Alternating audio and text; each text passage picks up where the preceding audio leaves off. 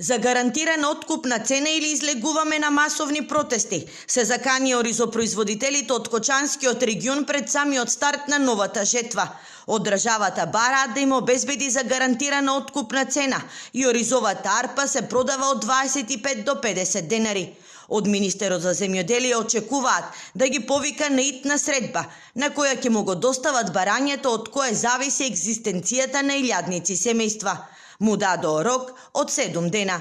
Ние немаме формирано уште цена и не знаеме со што ќе се соочиме. За 30% репродуктивните скачи. Тоа е да напол со сите земјоделци.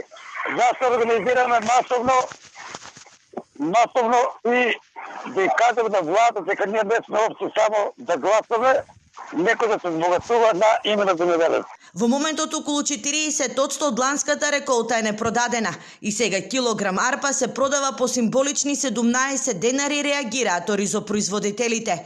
Категорични се дека поради ниската откупна цена и високите давачки за ѓубре ќе бидат приморани наредната година ги намалат површините посеани под ориз. То ќе мораме и од таа култура да се откажуваме.